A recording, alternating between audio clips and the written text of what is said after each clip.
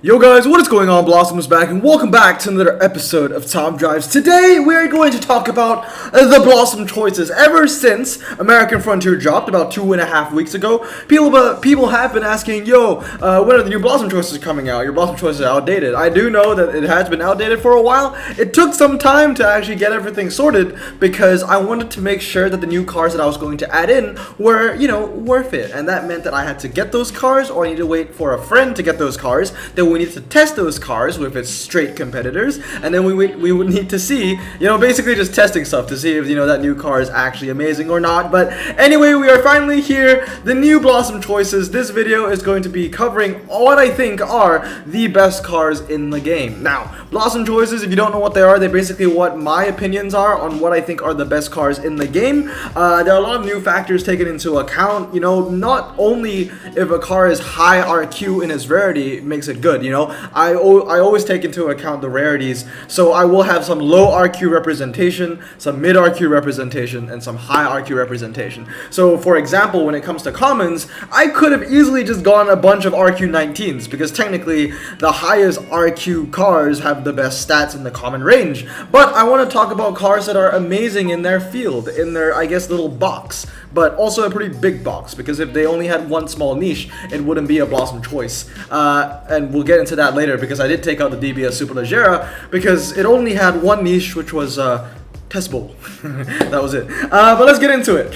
So we're going to start off with commons. So from the last time, as you can see, there's still 16 cars. When we move on to uncommons and rares and super rares, we will see that I've expanded them from 16 to 25, so I could add some more Blossom choices for you. But for the commons, I'm keeping them at 16. Everything has stayed the same since the last Blossom choices, I guess, or picks, draft picks. The only two changes that happened was before the Monte Carlo, as you can see, this was added because it went from uncommon to common, and the Rover 200. These two are the new ones. I got rid of the red Fiat Punto, and I got rid of the Pontiac Bonneville.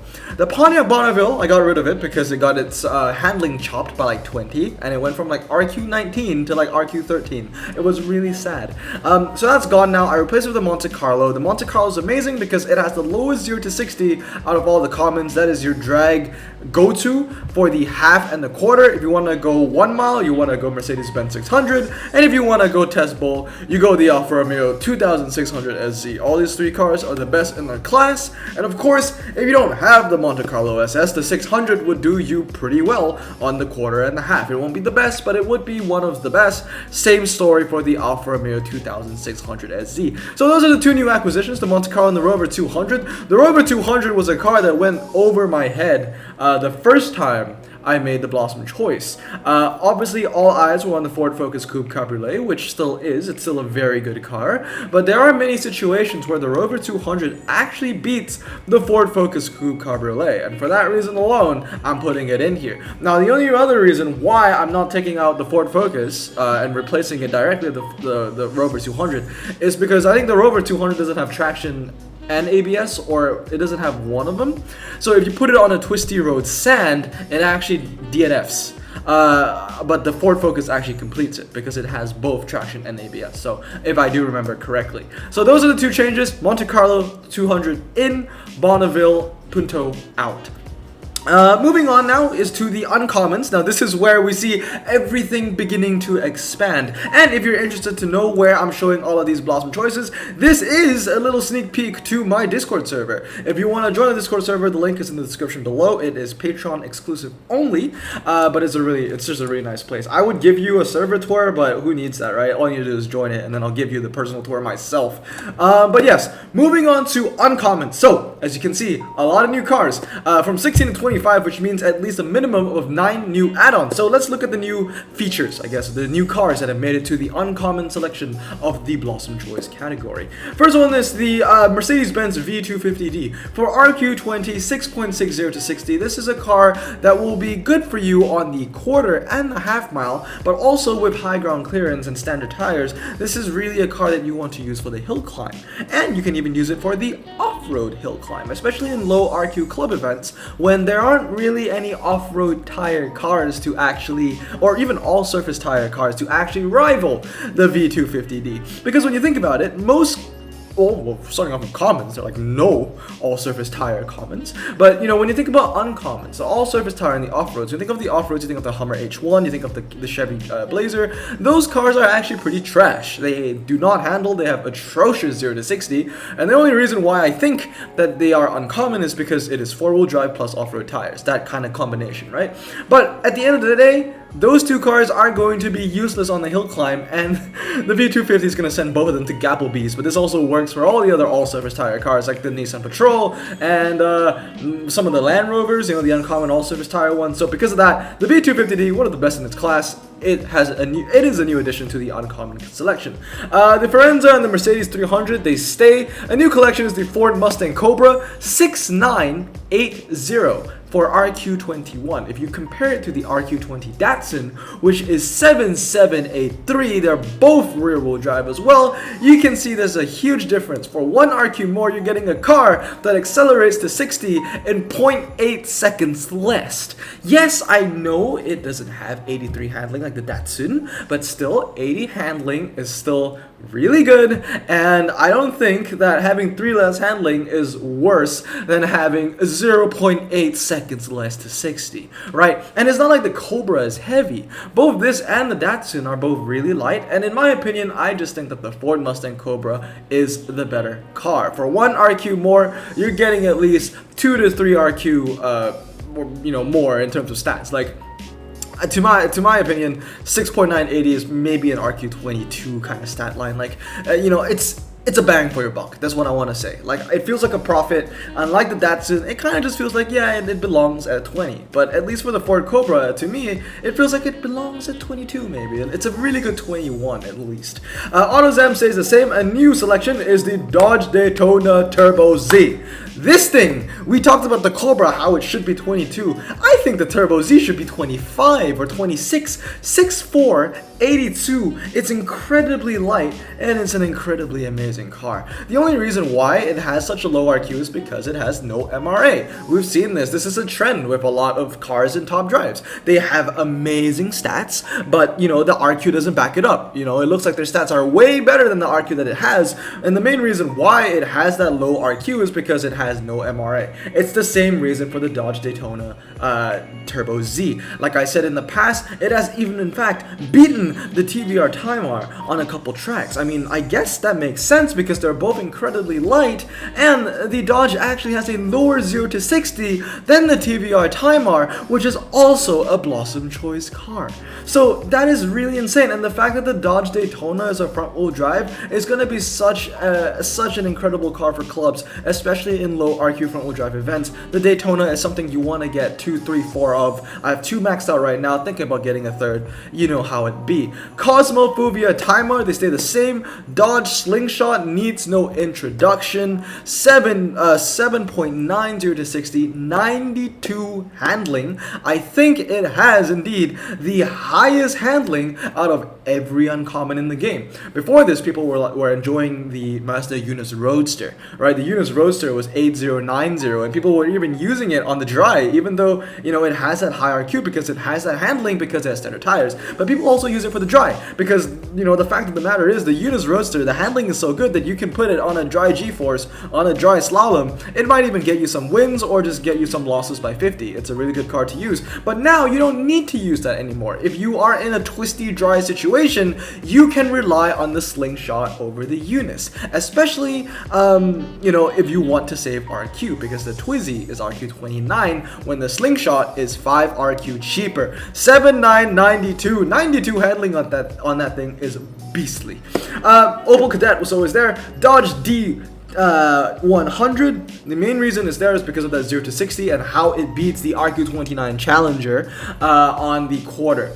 Moving on, K5 has always been there. The Boss 302 is an amazing half mile and 1 mile car. It has a pretty low 0 to 60, pairing that up with a pretty high top speed. When it comes to uncommons, it actually has one of the higher top speeds in the game, and it has great MRA. It's a great car for the 1 mile, the half mile. Think about it this way: the Boss 302 is like, you know, the Aston Martin DB5s. People are saying that they're pretty decent because although their 0 to 60 is trash, they have the MRAs in the 80s, and you know you could use it for the test bowl and the 1 mile, and they're also pretty cheap to use. Well, think of it this way: the Boss 302 is basically a better version of the DB5. Now, I don't want to make this video too long, so I will be more brief with my explanations. But if you want to see all of this, you can either join my Discord server, and you know there's a whole channel dedicated to this, or you can check out my website. That one is free. The link is in the description below. All you do is click the link, go to the Blossom Choice tab, and you'll be seeing all of this for yourself. It's better to see on the PC, just to let you know, because on the phone it kind of crops it out. It's kind of weird.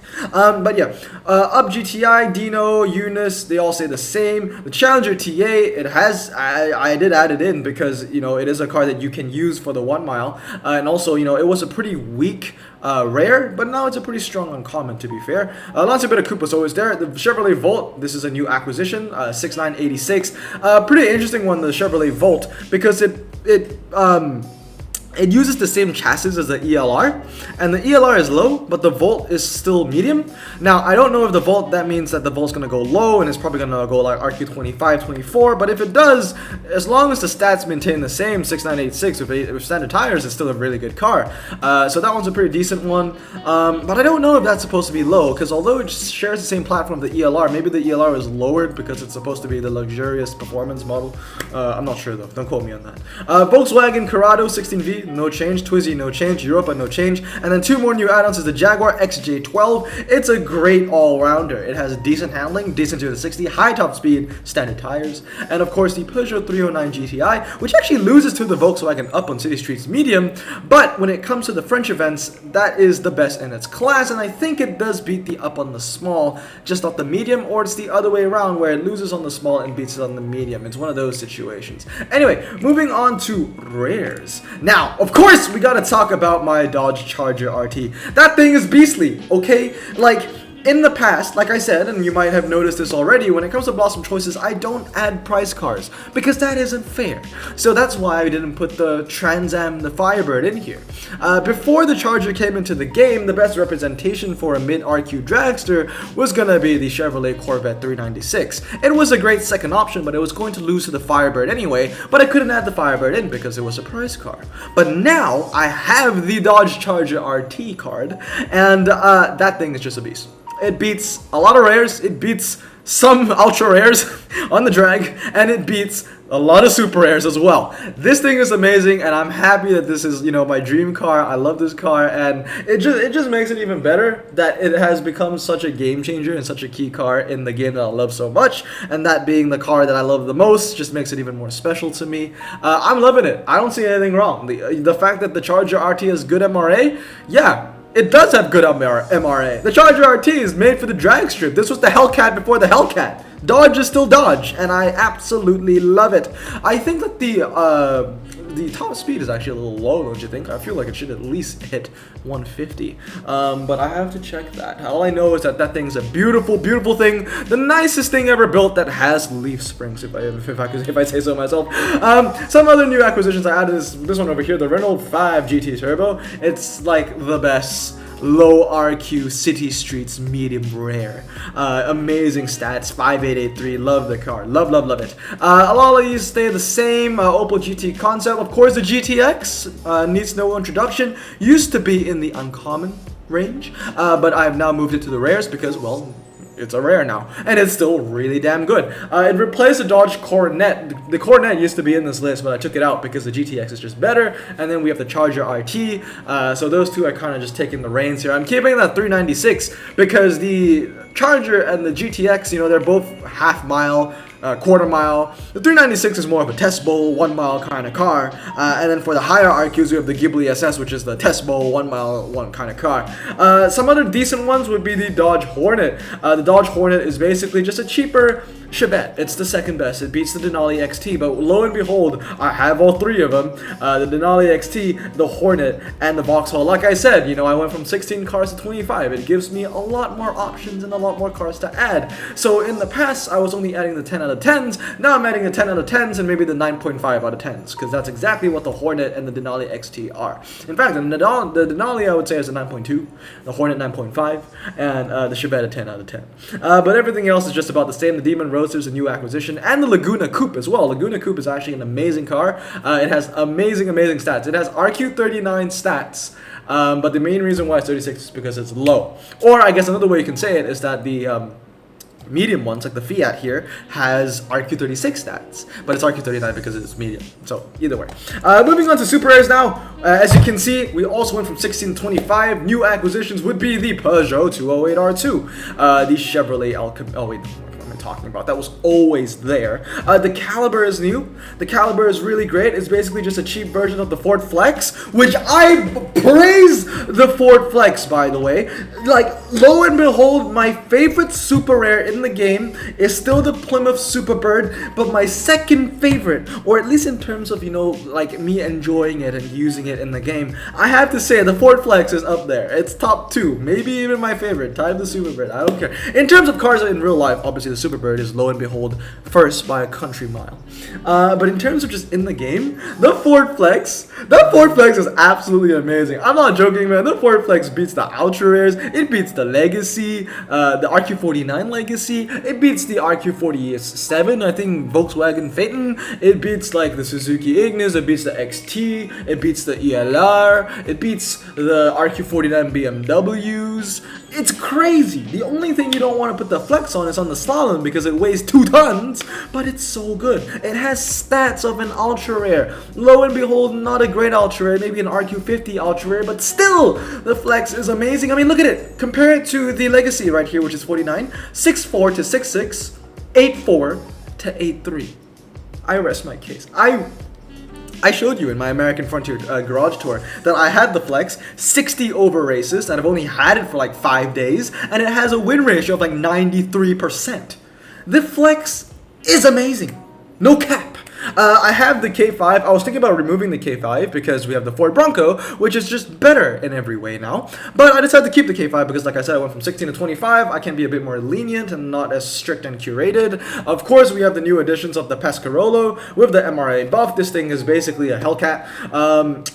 Actually, did I just say that? A Peugeot is basically a Hellcat? You heard it here live, I guess. The Acura RSX Type S as well. This thing, credit to Leo, I don't have it maxed yet. I am planning to max every single American Frontier Super Rare in the game. I have them all, I just need to max them all. And this thing is absolutely amazing. It might be the best Super Rare besides the GNX, which is a prize car. It might be the best Super Rare for City Streets Medium.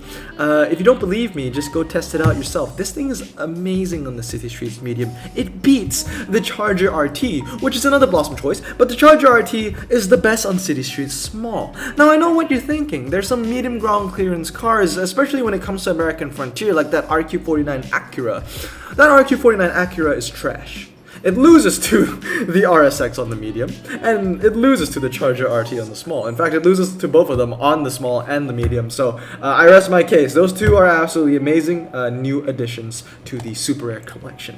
Now, moving on to Ultra Rares. Now, this is my favorite. I love working on Ultra Rares. When I was working on Blossom Choice, Ultra Rares, for the first time around when there were only 16 instead of 25, I was having such a hard time deleting some cars. But those cars that I deleted, which, you know, were basically honorable mentions, I finally added back. So some of those cars would be the Renault Desire. I really wanted to add the Desire on the first round, but you know, I just didn't have enough space, and I really had to be super cutthroat with my decisions. We already had the 135, which was, you know, like, it slightly underperforms compared to the Desire, but of course it's 3RQ cheaper, you know, so it's you know, you have that going for it. But I can finally add the Desire. Another car that I really wanted to add was the Chevrolet Trailblazer SS. It wasn't there in the 16, it is here in the 25, because like I said, I had the Mercedes-AMG G63, which beats the Trailblazer on the 1.25. But the Trailblazer beats the G63 on the testable and the 1 mile. So technically, I should have had both of them in the original Blossom Choice Ultras, but they're both here now, and I'm very happy.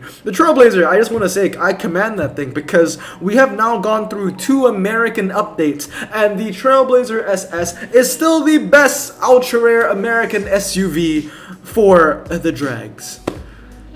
It's insane how long it has kept its worth. New additions, the Charger 3. I do not have the Charger 3, but thank you to the amazing guys in my server. Some of them had them, tested them out on the drags, and I can tell you right now that the Charger 3 beats the Miura SV on all the straights besides the testable.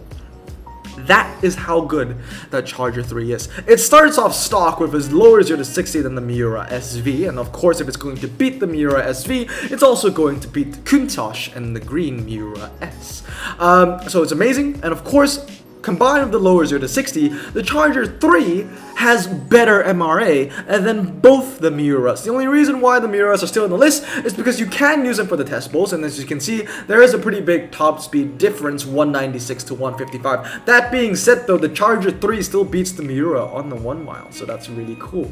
New additions as well, Dodge Circuit EV. I think this was like the main one. When everyone said that I needed to update my Blossom choices, the first thing everybody said was, are you going to add the Dodge EV? I'm not joking, I got the DMs on my Instagram, people were saying, you gotta add the Dodge EV. Yeah, at first I was a bit apprehensive about it because I was like, yeah, but we have the 135 and we have the 340R and we have the Desire. But, you know, thinking about it now, the 340R is where it shouldn't be actually. It's 58, but it should be 60. But the 135 is kind of where it should be. So it's nice to have a car that's kind of in the middle of the 340R and the 135, and that is indeed the EV and the Desire. And I think both of them are, you know, well, they sit very well in their RQ. In fact, you might think that the EV might even be 54 or the Desire 54, one or the other, because the 0 to 60 difference is pretty big, 4239, and the handling difference 9593. They're both super lightweight. They're just both amazing cars, really. Some new acquisitions would be this Chrysler Citadel. The Citadel is the new City Street small rain car. It beats the CTS and the Legend, but then the CTS is still here because it's the best on the medium, because it beats the Citadel and the Legend. Of course, the Metropolis. The Metropolis is not here. The Metropolis is actually garbage. And then last but not least, we got the Ford Edge that needs no introduction, and of course, the Lancia 037 Rally. Now, I remember the last time I made the Ultra Rares, I did not add the 924 Rally, and it made me really sad because I was like, okay, I had one choice. It was either the 924 Rally or the Colorado ZR2. I wanted the ZR2, and the ZR2 was still here. And then, so this time when I expanded it, I was like, oh, maybe I can add the 924 again, because I wanted to add it last time, but I couldn't. But then, because the 037 got that massive buff, it is now the best, and it beats the 924, and it beats the Rally, and I had to add it in here, of course, right? So, amazing list. Really happy about how the Ultra Rares came out. Moving on to Epics now. Went from 16 to 25 as well. Some new acquisitions will be the Peugeot 306 Maxi. It replaces the RQ79 KTM. Now, I know what you're thinking. Why did I remove the RQ79 KTM? The main reason about it is because, answer me this, when was the last time you actually used that KTM? Sometimes I even forget that it's in the game. Some other new ones would be the Land Rover Defender Works V8 and the Infiniti QX70. I added a lot of all-surface tire cars because in the old Blossom Choice Epic selection, there wasn't a single all-surface tire car, because obviously I was biased towards off-road, but of course off-road was better because the Raptor would just smoke every single all-surface tire in the game. Here's an interesting thing. The old Raptor is still Blossom Choice, but the new American Frontier Raptor isn't, and that is because I have seen that the old Raptor actually beats the American Frontier Raptor on quite a bit of track sets. Not all, but when you think about it, the old Raptor is also 4 RQ cheaper. So the fact that it can stand toe-to-toe with the higher RQ Raptor, and it's cheaper, it just makes it the better car in my opinion. Some only all-surface tire cars I added, of course, would be the XQ70. It's the twisty low RQ. We got the XC60, which is the twisty mid RQ, and then we have the SQ5, which is the twisty high RQ, and then we have the Bentayga Diesel, which is for the drags. Some other new ones would be the Viper SRT10. Now, I remember I was actually discussing with my Patreon server like for like 2 hours last night because, you know, I was like, ooh, you know, this Viper SRT10 looks really good. You know, it has better handling than the AMG SLS. It has a higher top speed than the AMG SLS, and obviously we all love the AMG SLS Roadster, right? So I was thinking, I was like talking to Leo, I was talking to JB, I was talking to Corn, and we were comparing and contrasting. What we came into conclusion is that the SLS Roadster has made a name for itself, right? It has been the key car so many times. The Viper is new. It's the rookie on the block. It's Lightning McQueen, basically. It looks like Lightning McQueen as well. So we don't know too much about the Viper SRT10 yet because we haven't needed to use it too much yet, but we will soon with the TVR finals. But all I can tell you right now is it has 89 MRA compared to the SLS Roadster's 92, or I think it's 90. So they're both very close. Their 0 to 60s are similar, but of course the Viper handles better and it has a higher top speed, and they're both incredibly light. I think the Viper is even lighter than the SLS Roadster, but don't quote me on that because I do not own any of them. Ask Leo. Actually, Leo only owns one of them, so you have to ask Corn. Wait, no, Corn only also owns one of them, because Corn owns the Viper, Leo owns the SLS, and I own neither. Some other new acquisitions would be the Ford Mustang FR500 GT, the Ford Mustang GT4, and that's going to be it. Oh, and the TVR Tuscan race car. Amazing MRA, super incredibly light. It's under 800 kgs after you max it out. Almost 100 handling, super low 0 to 60. And diesel introduction, of course, the Jaguar XJR 575. It's your low RQ epic medium because it has great MRA, it handles pretty well. Good car for the city streets, for all city streets. In fact, the 575 is a great car for your vanilla city streets mediums, and your Santa Monica city streets mediums, and your ocean city streets. And then obviously, if you have more RQ to spare, you would want to use the Mitsubishi Lancer Evo X FQ360. So there you go. Those are the epics. Let me know what you think. But moving on, we have the Legendaries. Now, I actually removed a lot of Legendaries. Like I said, the Superleggera is gone. The BMW M5 is gone because it's not medium anymore, and I replaced it with the Peugeot 308R Hybrid. Let's see, any other changes? Yes, I added in the Pagani Huayra Roadster, which replaces what I believe to be the Superleggera. You know, the Pagani Huayra Roadster, I'm surprised I didn't have it in the first time, so it's finally here with us. Shout out to Leo, he really wanted the Huayra Roadster in here, and you know, with good reason. We also replaced the Koenigsegg Agera Final for the Koenigsegg Regera, and finally the Pagani Zonda R replaces the Ford GT, because once again, I don't know why I had the Ford GT in here. I think it was because it was the best American legendary in the game. But, you know, at this point, we're not really going to be using that Ford too much, I think. And the Pagani Zonda is just much better. Now, I know it's a bit controversial with the Zonda R and the 962C. The 962C is basically better in every way. But then when you think about the Zonda is at least, it has that 2000 niche. But, you know, that isn't the only niche it has. It also holds the Italian niche, Italian Renaissance niche. So it has a bit of it going for it. So, and it's been a key car in a couple events already. So with that said, that is my updated Blossom Choice collection. If you want to check them out, remember, like I said, you can always come into my server or check my website. But that's gonna be it. If you enjoyed this video, if you found it helpful, please make sure to subscribe. It will go a long way. It will make me smile, and I'll be very happy about it. So anyway, guys, hope you guys have a great day. Remember to stay safe, wash your hands, and blossom out. Peace.